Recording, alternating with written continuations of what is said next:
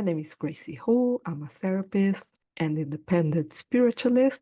Welcome to my channel on self-improvement and spirituality in practice. In my recent video, Saying No, I talked about sabotaging subpersonalities, which is a new concept you won't see out there, but it's something very important to consider when doing therapy. And it's easy for me to identify a sabotaging sub in a person's birth chart.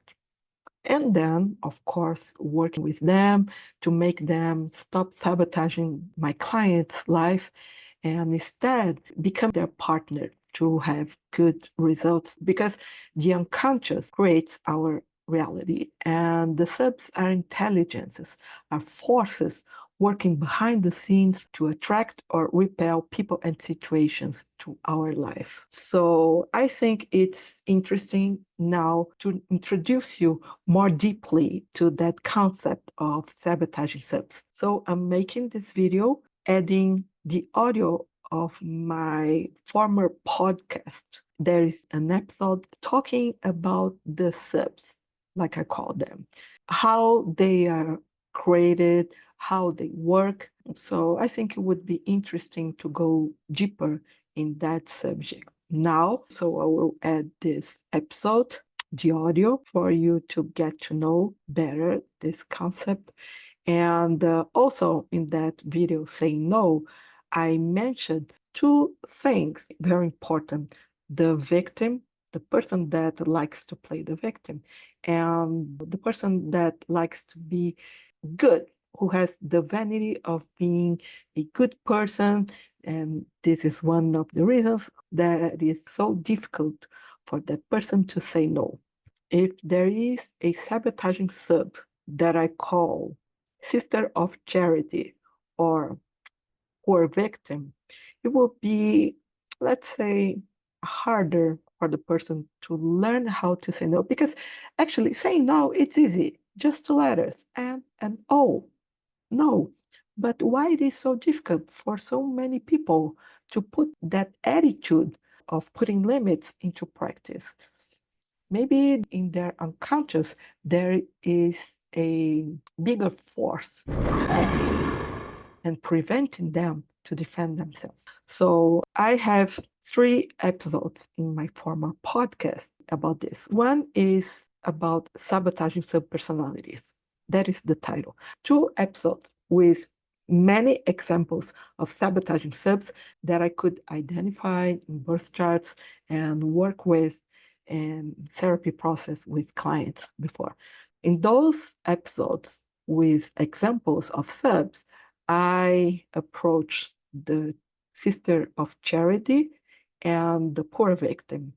So I think it would be interesting just to clarify much more the subject, to add the description of those subs in this video, okay?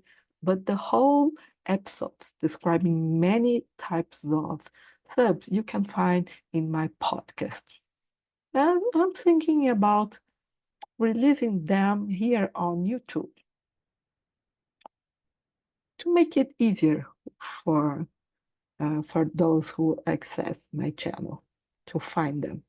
But for now, I will let you know more about the sabotaging subpersonalities, which can be very, not only interesting, but very clarifying in terms of understanding why things go wrong in your life, no matter how hard you work to get good results.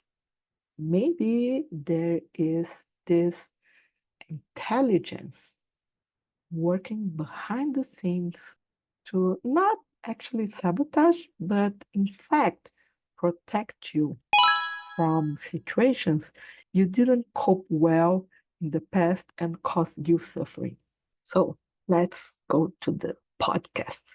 And in advance, I thank you very much for watching this. See you in the next video, or you will see me in the next video, okay?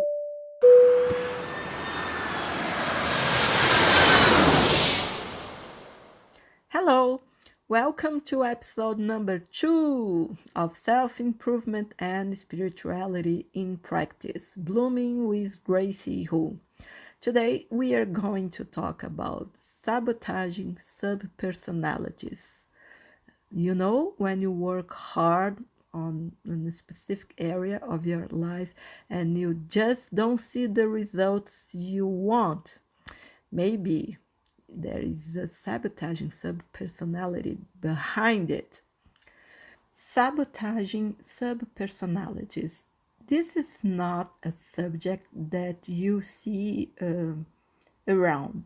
You can Google it and you see the term subpersonalities related to approaches like coaching or past life therapy or even psychology, but my approach is very different. And because as an independent spiritualist, spirituality was always the main part in my whole life.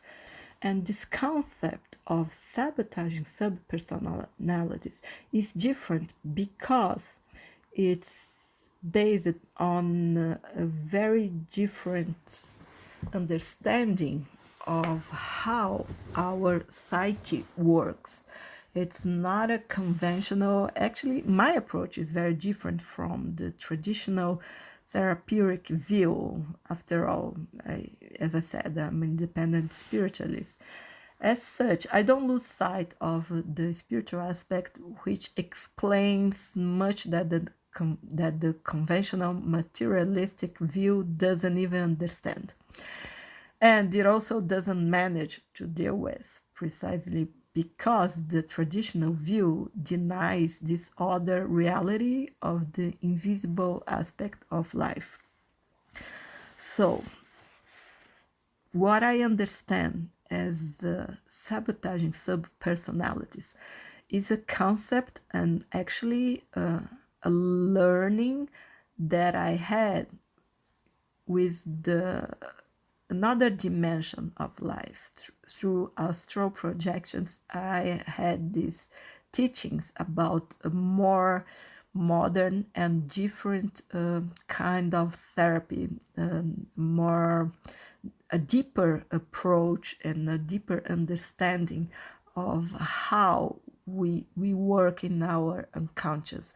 And something very different in my work is that I can access an individual's unconscious and identify what's in there, and work with that content in order to change my client's reality. Because all the causes in your life, everything you attract, is because those inner forces and intelligences in your unconscious is creating your reality all the time, even if you don't know it.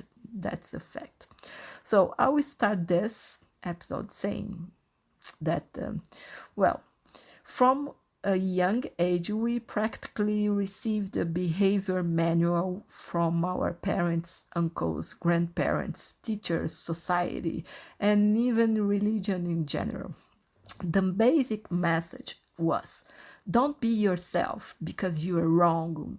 Be how we want you to be, not to give us trouble or embarrass us. Otherwise, you won't be accepted or loved. So, as a child, the vast majority of us is very impressionable and easily enter this manipulation. After all, we depend on those more powerful figures to survive. Only a minority of us escapes this type of dictatorial control disguised as it's for your good. So, unless you were already a more evolved spirit when you reincarnated, and therefore from an early age you didn't accept anyone's stupid authority, remaining firm in your inner truth, unless you were more matured, spiritually speaking, a lot of crap entered your mind, and you grew up molded according to the expectations of other people. What I call subpersonality, or just sub, with really intimacy, because after all, it has been with you for so long. So let's show more intimacy. So I will just call sub. What I call sub is another you that you created without realizing it, develop it, and has nurtured and reinforced it over time. It's not your true self or an expression of your soul. It's more like an artificial product synthesized in the laboratory of the unconscious to deal with this neurotic world in which we live. It's more like a character who plays a role for you to survive in society or in your family. It's a kind of a chameleon side which has been adapting into the environment and acquiring its own characteristics. Like everything in life, the sub also presents a pair of the concept of subs also presents a pair of opposites. There is the positive sub, which gets positive results in your life, and there is the negative sub, which interests me the most because it acts as an invisible enemy, sabotaging your existence without you realizing it. Since I have a different view of everything, I can identify these subs in not only when someone is talking to me about I don't like the word problem, I prefer challenge. So when someone is talking to me about some challenges they are facing in their life, it's easy for me to identify the cause and if there is or not a sub acting behind the scenes. And as an astrologer, I can quickly identify not only the subs, but also how they work and the areas of life they are really, acting at.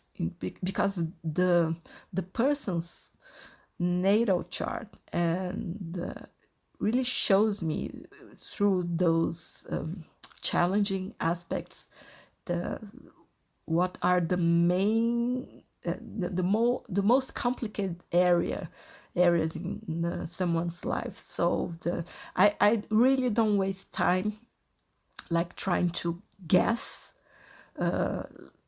with weeks or even months of therapy, trying to guess what's the real cause of certain situations in my client's life. If I have the birth chart with correct birth chart with correct data, I just looking at it, I can identify everything. So I just don't waste time on therapy. I just go straight to the point, to get the solution to solve any situation, whatever it is. And the good thing about working with that tool that the astrology provides me is that the birth chart never lies. And people lie, right? Because they always try to give a good impression at the first moment. But once I have the data to raise the birth chart, I know everything. There's no way someone can hide, their worst parts from you. Often we hear destructive criticisms like you are this, you are that, and in an evident tone of disapproval. We were raised like that, and so people can really be very negative. So far, the other person has the right to speak whatever they want because it's their mouth and we can't control it. However, The question is what we let in through our ears and stay in our mind, because that is our responsibility. If you give so much importance to the negative words coming from someone else, that's your responsibility, because you can put like a filter in your ears. We usually place so much importance on what others say that we let ourselves be impressed by these negative and destructive definitions, especially from those people we care the most or people we really like. So we will give much more importance to what they say, to what they think about us. And it doesn't matter, basically, if you have heard something for years from one of your parents, or if it was just once from someone very meaningful to you. The poison comes in with a force proportional to the importance you have given, and as a result, you end up accepting it as a truth. Over time, you can become exactly that deformity. For example, the child who, hearing so much that he is stupid, ends up wearing it for the rest of his life, believing that he's really stupid or ugly or not good enough. This is really bad for self-esteem. It is a kind of bullying, actually, that people are, suffer even at home from the, early childhood. And this is a way that a sub-personality is developed, by like wearing a character, a bad character, by giving too much importance to other people, bad opinions. Another situation in which a sub develops is from condemning someone's attitude so much, and one of the parents is the most common occurrence, you end up becoming like them, even eventually repeating phrases, gestures, and imitating behaviors that you couldn't stand, such the copy that you have become. When the relatives say, oh, you are just like your father, his best behavior, you're just acting like him, or your mother for the worst. And the person, criticizes those aspects in their parents so much, gave so much importance that at some point, without realizing it and unconsciously, the person starts to behave just like the same. And it can be very, unpleasant to realize that.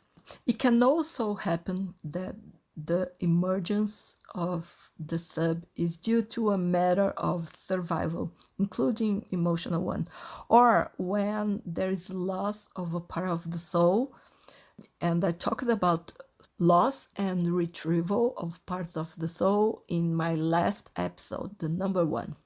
If someone loses a part of their soul and the soul left an empty space, which is soon filled by a sub-personality. The sub will deal with that kind of situation which led to the loss in an opposite way to what the soul acted before. For example, if the person was very brave and for some reason they lose that part of the soul responsible for, courage, then the sub created automatically in our psyche was created to fulfill that place, empty place. So the sub will make the person to become fearful, for example. It's the opposite attitude of the soul which was lost. But don't think you that the trouble ends there, because the sub can gain such strength over time. You fed the monster, Remember, you gave so much importance and force. So the sub can gain so much strength over time that it starts to act in several sectors of your life, as I said before. Without you realizing it, it will even gain space and control of your will. After all, it's complex and nothing like power to make the sub feel like the one. I am the one. I have the power. And it really has. You have no idea how powerful is your unconscious. The forces and intelligences there are so powerful that they really create our reality. And the sub, its environment, it's the unconscious, so it has all the power, to act in your life. Remember something deep down. The sub is a manifestation of your ego, which lives on illusions and does not your ego doesn't want you to evolve, because this would mean that the ego would be dominated by the higher self or your soul. What the sabotaging sub does to stay alive, active, and increasingly powerful.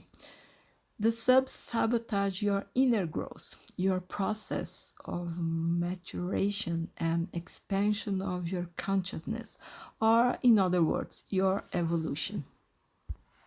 Yes, I know it sounds scary to have the enemy within you, within yourself, but I'm here to help you with that, because it can seem, sounds scary, but there's a way to deal with the sub and bring it to play on your team. Don't worry. I can help you with that. There are cases in which the sub already comes from another reincarnation, and then it gets more complicated, because this sub can dislike too much the current dominant personality, or I don't know what's worse. The sub can be very disgusted with the conditions of the current existence. Like if you have a boring life as opposed to a previous one of prominence and power, for example. Then the sub can begin to do everything to sabotage not only you, and becomes like a fierce hidden enemy, but it can also sabotage the incarnation, even going so far as to promote ideas. This kind of sub can be very destructive and therefore more dangerous. Inside of you, the sub can act like you can realize it as an internal voice, very demanding, because it's inside of you 24 hours a day. It's watching everything you do, and it can sound like this. Don't forget this, do that, and this is not enough. And an annoying father or mother Who is always, criticizing you, and it's just something like that. But the difference is, it's within you, so it can talk to you all the time. It just doesn't give you a rest or peace of mind. The effect of the action of the subs is sabotage at first, but in the end, the intention is to protect the person from greater harm. It seems contradictory, right? I know. But after all, do they work? You can ask me, after all, do they work for or against us? Well, it will depend on the relationship we have with them, whether it is conscious, usually it is not, or whether we simply ignore their presence and performance, and then they take control behind the scenes without us knowing it. Or if we even know about them but ignore them, as well as their wants, needs, and motivations. Everything will depend on basically on the relationship we have with the subs. First of all, it is necessary to understand how a sub arises, how it is formed or created. From my experience and observation as a therapist, and it was how I got to know them, and I could see their performance up close, as well as knowing how they really work. And from my experience, the sub is naturally formed out of a need for psychological rebalancing. When, for example, when we get hurt with a scratch, for example, our body provides immediate and automatic repair without us having to worry, right? It just, our unconscious just know what to do to fix our body. So after cleaning and eliminating dead cells, for example, we can see the healing process underway. And while the tissues on your body are not completely regenerated, our organism creates a skin on the wound to protect that scratched part from external agents, right? That's how our physical body works. Well, the sub is like a scab, that hard skin covering a wound. It's just like that. After a psychological damage, so to speak, an instinctive intelligence in us which takes care of our integrity as a being provides for the formation of a kind of protective entity. The purpose is to protect that sensitive area of our psyche, preventing further shocks from hurting us even more, since the wound tends to remain there open and vulnerable while we do not treat what for us could be considered as an emotional or psychological trauma. In practice, the triggering events do not necessarily have to be super painful, tragic, and quite traumatic. It may just be, and in general it is, a repetitive situation of discomfort or psychological abuse caused by another person, intentionally or not, or caused by situations experienced in daily life. It doesn't matter so much. After all, everyone knows, their own pains and how much these pains hurts, right? So what causes this discomfort and even suffering for one person, another one can easily deal with it. The issue here is self-protection, self-preservation. And in this respect, the loss of a part of the soul can also give rise to a sub, which will take on the role of caring for the person who, in a way, has been orphaned somehow. So, at first, the role of the sub is good. It works in our favor. However, the sub can become obsessed and even neurotic in its role as a guardian. And it can exaggerate and even sabotage our progress efforts. And it doesn't need much since its initial programming. The first reason for its creation is and will always be the ends justify the means. Or in other words, the sub will protect the individual from many and all threats, real, potential, or imaginary, and no matter what the cost. It's like a loyal soldier following orders. Very simple. And it will not always have clear effects on life, but it can indirectly sabotage relationships. And how? By making the individual annoying. Well, the sub is neurotic, right? So there comes a time when others can get tired of that unpleasant side. So, simply defining the concept of a subpersonality. It enjoys autonomy to act. It has a will and a purpose.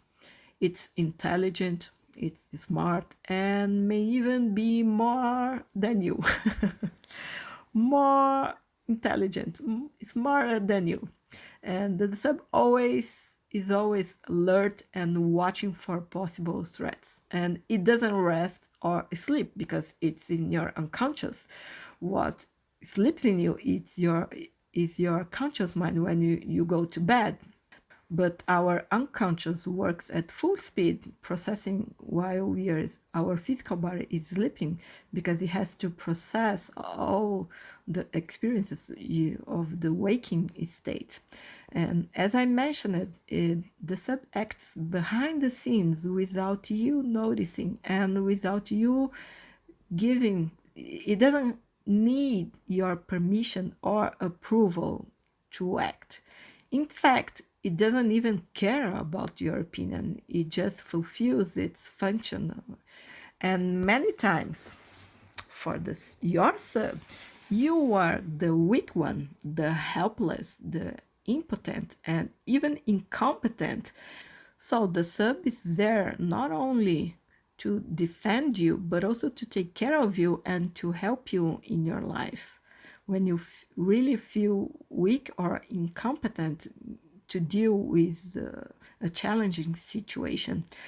As I said, the sub is very efficient, like any good soldier, and it can be extremely loyal and trustworthy if you can make it your conscious ally.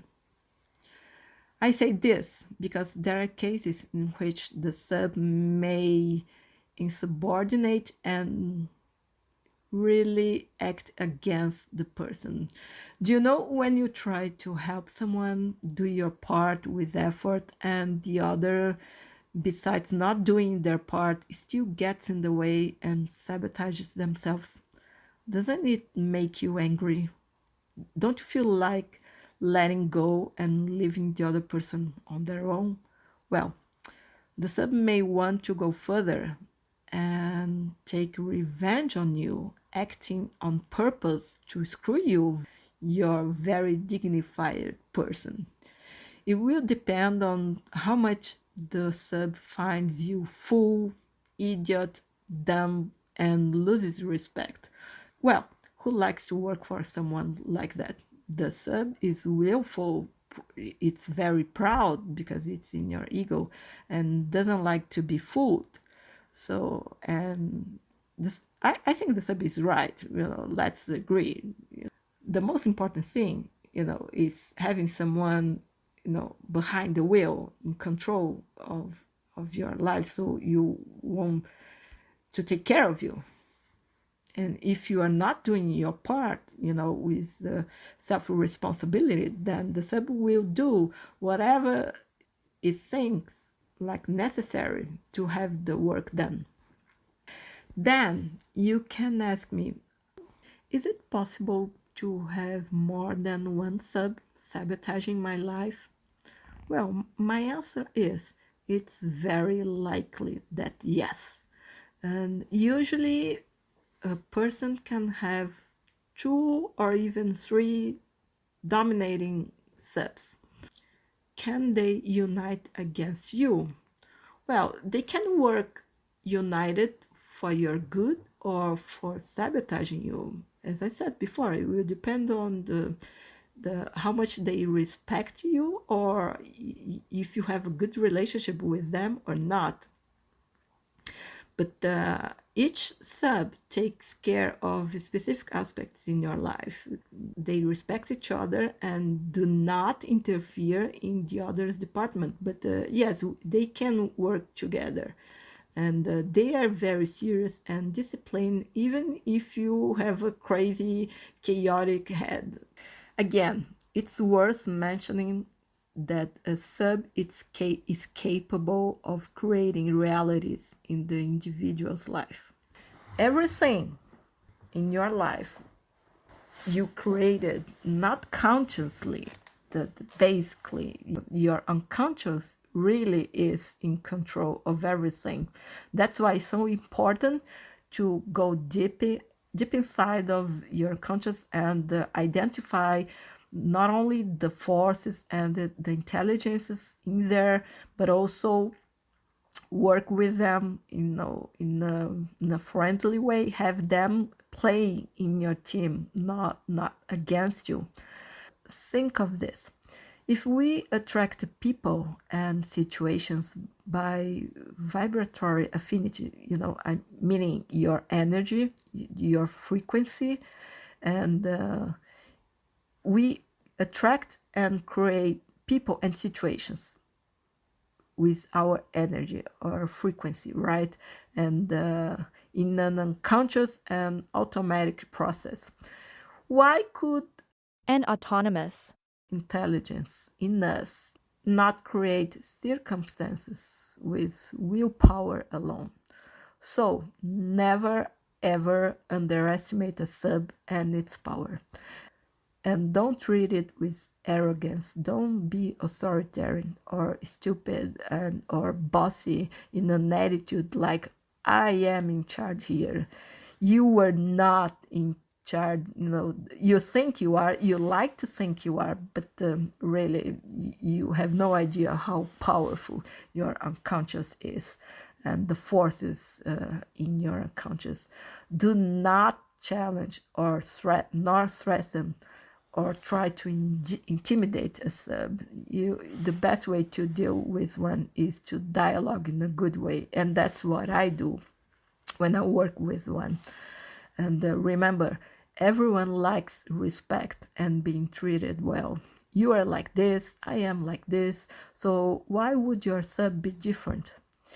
It's important not to confuse the subs, which I refer to here, with the disorder of multiple personalities in psychiatry, or schizophrenia or delirium. It's not just the same thing.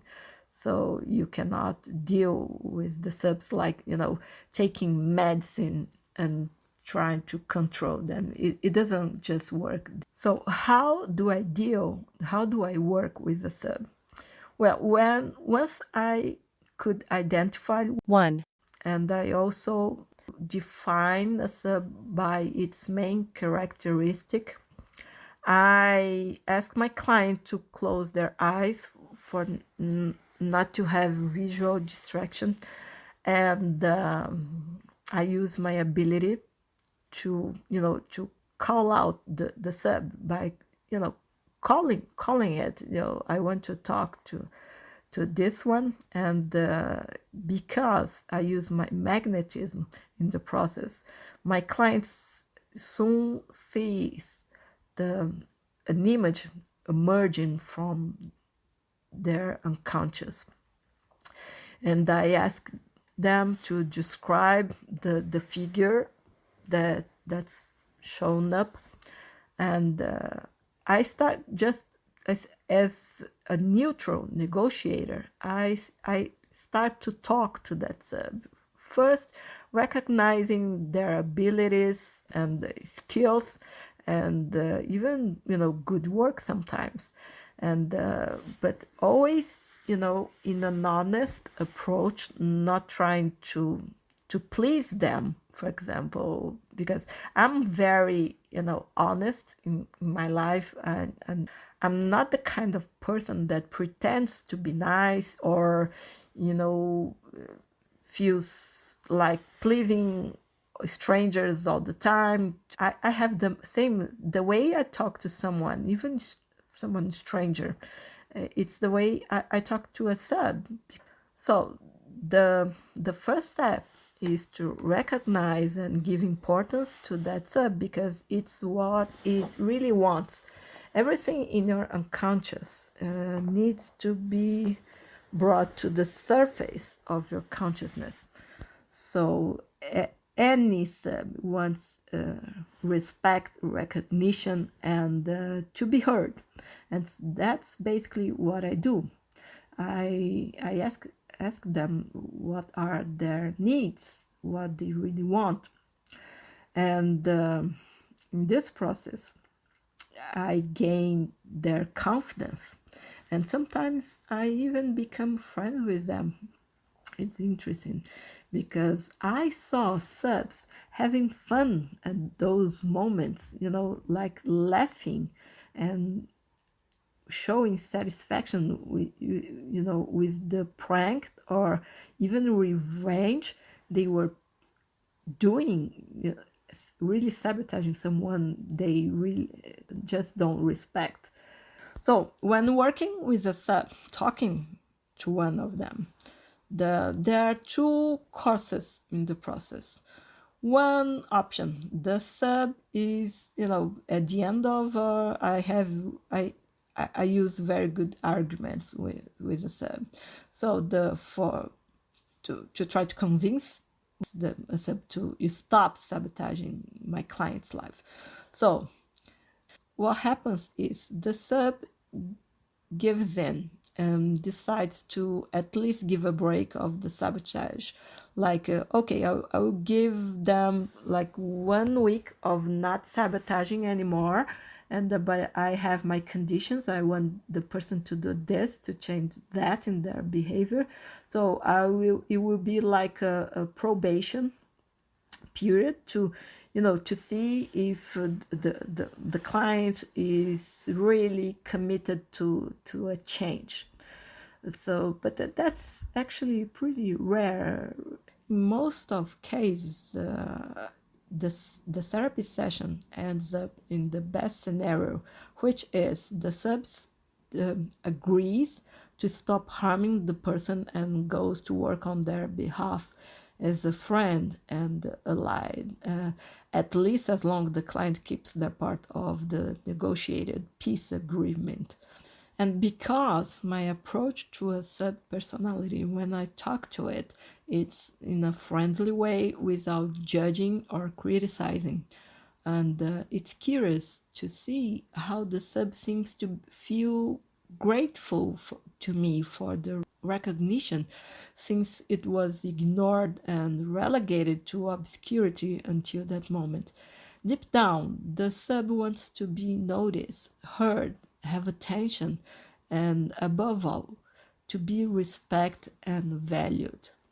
And this is exactly what I do. In fact, recognition includes praising its competence in certain aspects, but without falsity, of course, just being really honest, because otherwise the sub would feel my energy. And gradually I gain its trust and respect to, with my arguments, propose a peace and partnership agreement. It's very important to listen to the sub's conditions, what he wants or needs the client to do or stop doing, in order not to disturb and help it. At this point in the session, it's common for the initial image projected in the client's mind to have changed. That is, the appearance of the sub shows itself to be more evolved, so to speak, or at least more sympathetic, which is a great sign and proof of progress in the dialogue. The final result is always positive, and when the sub decides to help in that sector of life it was disturbing, the practical effects of the change can be seen in a short time. And there are cases in which the significant improvement occurs as early as the day after the session. So as I always say, if you want to change the effect, you need to work on the cause. And how do you know you really reached the cause? Because once you work with it, the effects just change without you having to do anything.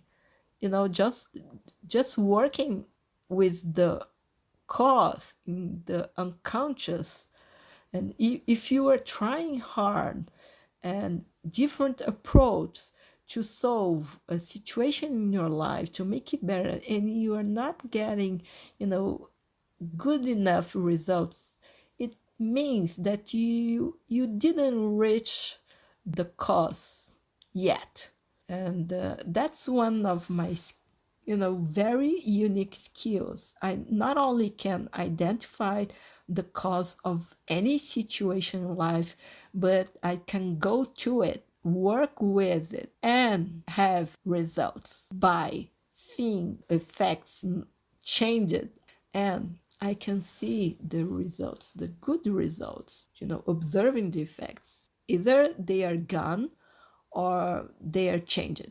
And that's the proof that I really got the cause. In my work, it seems to me that the first sub to want to manifest, which I intuitively capture, is the one that is most active at the moment of, and the one that needs to be worked on the most to be integrated in the light of consciousness. And it's common for it to pull others out of the unconscious next, as they are all connected like links in the same chain or pearls in the same necklace.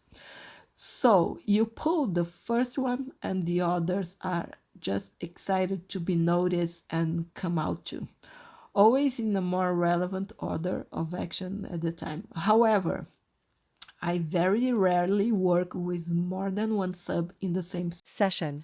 It's important to say that even if your sub is working against you and even damaging your life, you cannot get rid of it. The best and ideal is to bring the sub to play on your team. Make it your friend, partner, or whatever. And again, every sabotaging sub wants recognition and respect. Now, if your sub is mad at you, you won't want to talk, and it may not even show up when you evoke it. For this, it is necessary to have someone as a neutral person, as a therapist, for example, as me in the role of the conciliator, negotiator. It is necessary for the sub to have confidence in the negotiator, to feel more comfortable, to change its approach, stop sabotaging, and starts to work to the person's progress in that area of life that it was damaging.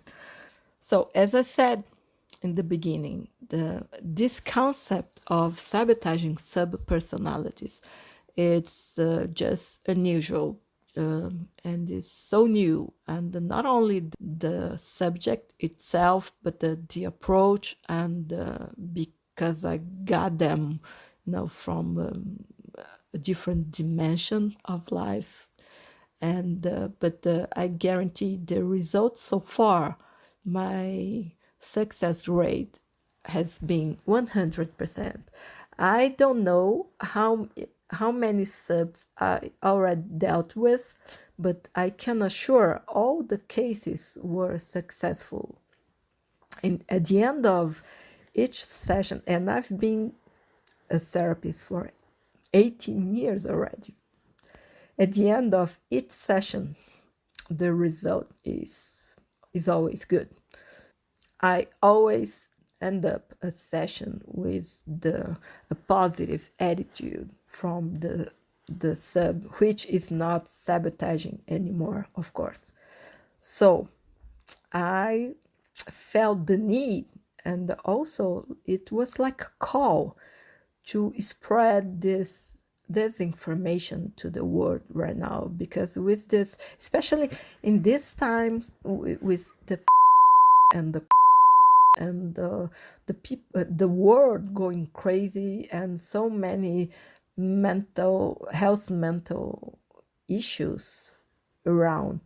The idea with this episode is, if you are working hard in any area of your life, really struggling and having no good results, or very poor results comparing to what you really want, what you really desire to accomplish, if you are trying different approaches with psychology or mentalism or positive thinking or whatever you are doing, or coaching, whatever, it doesn't matter what you are doing. If you are not getting the results and still feel that you still feel that there is like an invisible force sabotaging your life and preventing you from getting what you want, my idea is just to present you this concept. Maybe what's really, preventing you and avoiding your success in that area of your life, or different areas, maybe more than one. And really, what can be really sabotaging you is inside of you. The enemy may be inside of you, and you just don't know it. That's my role here. I'm here to present you a very unique idea of, because I know it can be very real, the action, the work of a sabotaging sub in a person's life. I have seen many cases, sometimes the sub is so strong and so powerful that it paralyzes the whole life. Like, especially, I have a case where my client had, her professional life was just stuck in a point. She couldn't have success in her career as a lawyer, and no matter what she did, and she couldn't understand. She tried everything really, and was very unsatisfied with her professional life. So when she came to me, the first thing I did was to raise her birth chart, and it was so clear to me what was happening. I could see, like crystal clear, the rebel sub acting in her life. But the main goal of her sub was not to really sabotage herself, but to fight against her mother, my client's mother. That's why I called that sub a rebel, because everything was done to confront her mother, who was very, vain, and always tried to use her daughter as a trophy to the world. Her mother's thought was, if I have a successful daughter, then she will be the living proof then that I was an excellent mother. So that rebel sub actually created a lot of failures in my client's life, just to contradict her mother, not to be, a trophy for her to be proud of, but the sub was working to be, like more like a shame to her mother. And why was that happening? Because my client was so needy, and she wanted her mother's approval so much, and always gave so much importance to her mother's opinion. And her mother was always so critical to her that that's why the rebel sub arose. It was a way for her psyche to fight against that, being so submissive to her mother's opinion and will. It was actually, the sub was actually defending my clients from that relationship, very toxic and bad relationship, which was preventing her from mature as a human being. So, if you are now thinking that you may have a sabotaging subpersonality avoiding you and to have what you want in your life, and making your life actually, like indefinite struggle, wait until next episode, because I will give you examples of different subs that I dealt with, and I will give you descriptions of them so you can have a better picture. If you really have one of those enemies inside of you and damaging your life or not. Hello, welcome to episode number 3 of Self Improvement and Spirituality in Practice, Blooming with Greicy. Today, I'm going to give you examples of some sabotaging subpersonalities. I'll describe what I call the executioner judge, the poor him or poor her, the workaholic, very common. Actually, the judge is very common too. The rebel, the one that I call the hero, the mother superior, and the punisher. As promised in the last episode, in this one I will give you examples of sabotaging subpersonalities or just subs that I could identify in and work with as a therapist, and not only work with them but actually being able to stop them of sabotaging my client's life and make them work like allies by creating better realities. So first, I'd like to explain that for me, the gender of the sub, male or female, actually accompanies that of the person. So here in the descriptions, I chose to vary. Another sub-personality is what I call the poor guy or poor woman, or just the victim. It's another classic. I don't know in the US, but here in Brazil, it's really very common, the victim. Actually, he has nothing of a poor guy, but as the character works very well, it is kept on display. Another, for me, it's another probable case of psychological abuse suffered at the origin, and as the individual didn't have sufficient strength and firmness, the psyche uses the elements at its disposal, of course. So here comes the poor man, a victim of circumstances, of others, and of life. Here the defense is exercised with the role of weakness, impotence, and incapacity. The sub's intention actually is to arouse pity or as not to be criticized, judged, assaulted, or demanded. It's much more like a defense from authoritarian figures. But it's also possible that to obtain the same result, the initial motivation was quite different, like pure trickery and cleverness to be left alone, with no one charging and demanding anything. There it would be the typical case of the lazy trickster who wants peace, while the others move to do things for him and help him. After all, he's an unlucky thing for whom nothing goes right. And it turns out that no one feels sorry for those who are well, right? So to be a poor guy or a victim, you really have to get screwed. And the more the person gets screwed, the more poor will be in the eyes of the world. Of course, especially in the eyes of those who have what I call religious vanity or a moral vanity. People who like to be seen as good people and generous people, and those kind of people actually will be mobilized to help the victim. It's not that solidarity is bad.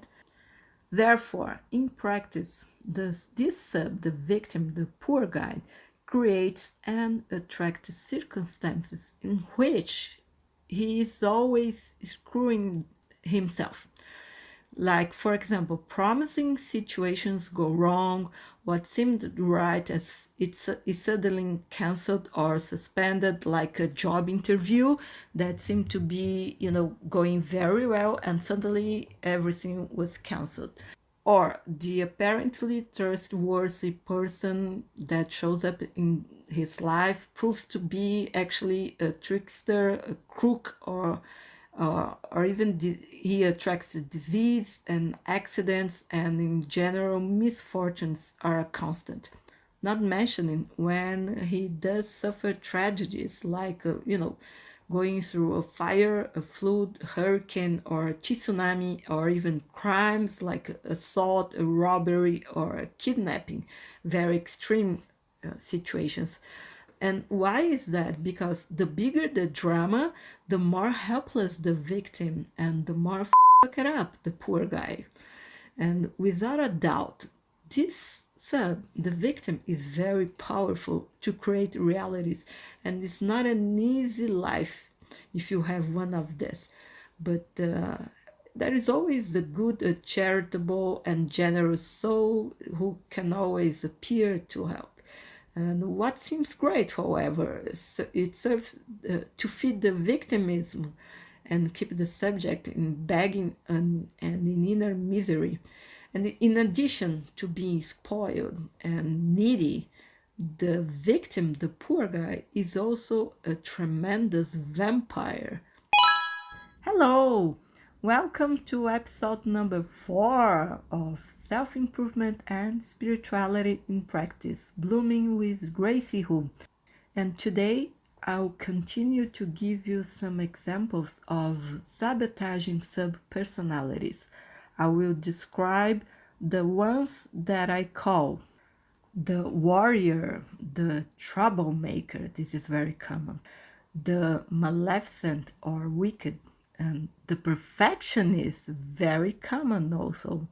The general, the dramatic, also very common sub, and the sister of charity. This episode, I have to tell, is going to be very interesting, and maybe at the end of it, like the past one, you can identify one of these sabotaging subs in yourself. So pay attention. And now I will describe the last example, the sub that I call Sister of Charity. Just saying this name, you can imagine the figure. The sister is a kind of a big mother of the helpless and needy. She feels sorry for everyone. She wants to help all creatures indistinctly, and she just can't see someone in a difficult or limited situation that her heart squeezes in pity, not compassion. And she feels an urgent need to do something to help without measuring efforts. She resembles the hero sub, but it's more discreet and doesn't need applause, actually. It's enough the satisfaction of knowing that she's a good person who is guaranteeing her place in heaven along with angels and other good souls. Because deep inside, this sub knows that God is watching and she doesn't want to disappoint him, so she fulfills her role as a humble and sacrificial servant of God without complaining about anything. Deep inside, her goal, what she really likes, is the admiration of others. When people look at her and say, what a good woman, what a good soul she is. And that's a lot of vanity on her attitude, actually. The vanity of being a good person. So being so charitable and her existence is justified only with poor people for her to take in her arms when not at her home, and to help unselfishly. She has the profile of people who are exploited, abused, and made of fools, subjecting themselves even to betrayal or ingratitude, contempt, and even hatred of those who they help. I know it can seem unfair, but let me tell you something. If you insist on treating someone like a poor person and like a victim, you can end up undermining the dignity, the self confidence, and pride of the other person. If you always send the message that they are not able or nor achieve anything without your help, you are indirectly saying that you are better and superior to them. And here comes the same principle behind envy. Too much frustration can lead to anger and even hatred. The Sister of Charity may even claim that she doesn't know or can't say no, but that everyone is able to say, right? No. Like if someone asks you, what time is it? everybody can say, I don't know what time it is. I don't know a place, how to get to somewhere. for example. The issue here is the vanity and pride, as I said before, to be good and well regarded and motivated by the fear of being considered a bad person. For example, basically refusing to help someone. The worst thing for the Sister of Charities is not being made of muggle, but being called bad and selfish. And just that idea of being called a selfish person already hurts her emotionally. That's her biggest fear, because deep down, the person has a lot of wickedness inside her, but not kind that can be channeled outwards and reach or harm others through words. It's the repressed evil introjected and turned towards herself in the form of morbid thoughts, as constant fears of anything, fear of assault, of a car crash, more serious accident of a woman with this, for example, can have constant fears of driving alone at night, for example, or even a fear of thunder. But in practice, someone with this is very insecure and fearful, as much as she tries to disguise it with positivism and even optimism. So, for believing and giving so much importance to evil, she overcompensates by being good, being generous and charitable, but above average, much more than normal, regular people, because she's always trying to guarantee an extra divine protection. It's a good thing to be a good person. It gives a nice feeling in the chest, but when good is used to bargain with spirituality, even if unconsciously, the primary motivation stops being altruistic and becomes much more a kind of a convenient bargain. For a woman with this in her mind, there are always two types of people, good and bad. And she can't stand the idea of being labeled in the worst case, the being a bad person, because that would mean that she would attract evil and suffer divine punishments. So she doesn't miss one single opportunity to show how good she is. Otherwise, she punishes herself in her own head with neurotic thoughts of guilt and condemnation, which only fuels more her fears.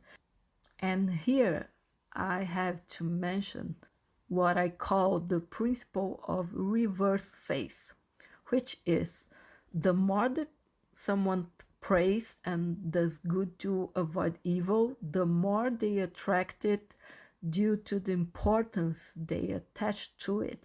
And the negative is always manifesting around them. It's like someone with this is always experiencing like problems at home. For example, her son borrows her car and damages it. The pet can get sick oftenly, or the money that is scarce, the computer or the cell phone that breaks, because the biggest fear is not being good enough and be punished by God. So behind the attitude of being good, the good acts, is the belief that if they are not good enough, they will suffer any kind of punishment. So by thinking this way, they reinforce the negative aspects of anything, the negative possibilities, and that's why they tend to attract so many troubles and problems in their lives, because all the good things they do is to avoid bad consequences, bad things in their lives, because deep inside they really believe in evil, that bad things can happen to them. They are so sure of this that they try so hard to avoid it by being good and by not saying no to anyone. So, in this episode, I gave you a few more examples of sabotaging subpersonalities.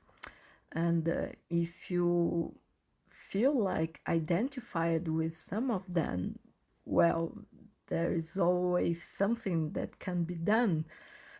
When a sub is really sabotaging someone's life, it is possible to work with them in order to negotiate with the subs for them to stop sabotaging and start to actually play in the person's team.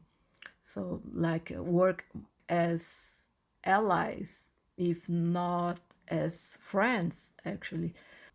There are more types of sabotaging subpersonalities, of course. And as I explained in the episode number 2, about where I talked about them, I can easily identify sabotaging subs in someone's birth chart using astrology. And there are so many, each case is a different case. But for now, that's it.